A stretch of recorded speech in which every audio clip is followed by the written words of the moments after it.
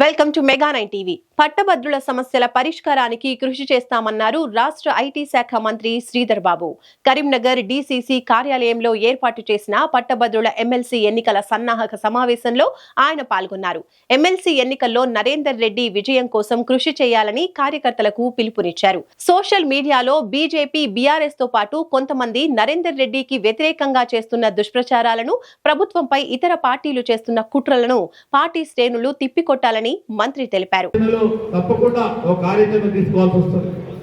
ఆ క్రమంలో దాన్ని పట్టుకొని బీజేపీ వాళ్ళు ఇతరులు పట్టుకొని ఫోన్లు లేపడనో లేకుంటే పని ఫీజులు తక్కువ చేయడనో మాట్లాడటం సరికాదు. ఈ రోజు మేము మీ అందరికీ చెప్తా ఉన్నాం, ఒక క్రమశిక్షణతో విద్యాలయాలు, విద్యా వ్యవస్థలను స్థాపించుకొని ఒక పట్టుదలతో తన పాఠశాలలో చదువుతున్న విద్యార్థులు ఇంజనీరింగ్ కావాలి, డాక్టర్ కావాలి, ఎంబీఏ చదువుకోవాలి, పెద్ద మేనేజర్లు కావాలి. ఇవన్నీ ఒక తపనతో, క్రమశిక్షణతో ఉన్నప్పుడు కఠినంగా వ్యవహారం చేయాల్సిన అవసరం ఉంటుంది.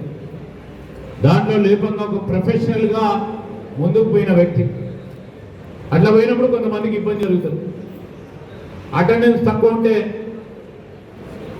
తక్కువ ఉంది అని వారికి ఉన్న ఆ క్రమశిక్షణలో ఉన్న రూల్స్ని అమలు చేస్తే, నేను మా సత్యనారాయణ ఫోన్ చేస్తున్నాం కాదు అని చెప్తే కఠినంగా ఉంటుంది. కానీ అది విద్యార్థులకు సంబంధించిన క్రమశిక్షణ భాగంలో ఖచ్చితంగా అదే అటెండెన్స్ను చూసుకొని ముందుకు వెళ్తే కారణంతోనే వేలాది మంది ఈరోజు వారి కళాశాలల నుంచి ఇంజనీర్లుగా, డాక్టర్లుగా మరి ఎంపిక కావడం, వేలాది మంది కుటుంబ సభ్యులకి ఈరోజు వీరు అందించిన విద్య వల్ల మన కరీంనగర్, మన తెలంగాణ వాసి, మన తెలంగాణ ప్రాంతానికి సంబంధించిన ఒక విద్యా వ్యవస్థ ఇతర కళాశాలకు సంబంధించి ధీటుగా ముందుకు తీసుకెళ్తున్న తరుణంలో ఈరోజు మొత్తం యావత్ 4 జిల్లాలకు సంబంధించిన నాయకత్వం కూడా all force Narender Reddy Congress party అభ్యర్థిగా నేను నిలబడతా అని ముందుకు వచ్చినప్పుడు ఇవన్నీ కూడా బేరీజు చేసుకొని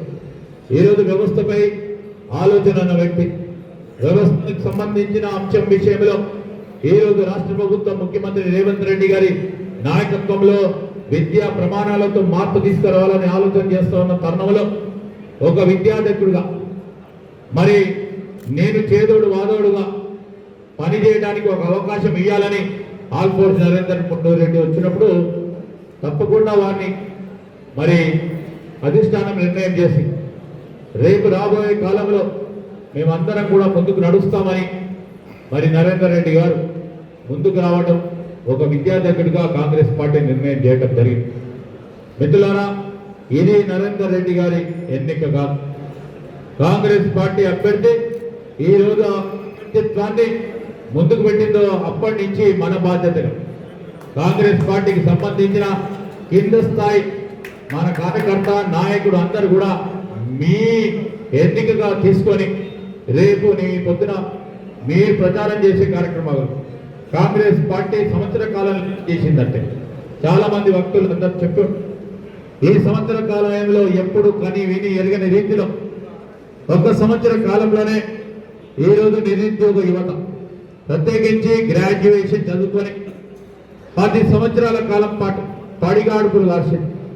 గ్రూప్ 1 పరీక్షలు వస్తాయా, గ్రూప్ 2 పరీక్షలు వస్తాయా, గ్రూప్ 3 పరీక్షలు వస్తాయా, గ్రూప్ 4 పరీక్షలు వస్తా ఉన్న ఆ పట్టభద్రులకు సంబంధించి కాంగ్రెస్ పార్టీ ఏం చేసిందంటే, తెలియనోళ్ళు తెలిసి తెలియకుండా మాట్లాడేటోళ్ళు, లేకుంటే మన ప్రగతికి సంబంధించిన రిపోర్టు మనం ఇచ్చినప్పుడు ప్రజలకి ఈరోజు గ్రూప్ 1 పరీక్షలు 2011 తర్వాత ఆనాడున్న కాంగ్రెస్ పార్టీ ప్రభుత్వం ఉమ్మడి ఆంధ్రప్రదేశ్ రాష్ట్రంలో నిర్వహించింది. దాని తదుపరి 13 సంవత్సరాల తర్వాత మొట్టమొదటి తెలంగాణ రాష్ట్రం ఏర్పడ్డ తర్వాత కాంగ్రెస్ పార్టీ ప్రభుత్వ పాలనలోనే గ్రూప్ 1 పరీక్షలు నిర్వహించాం.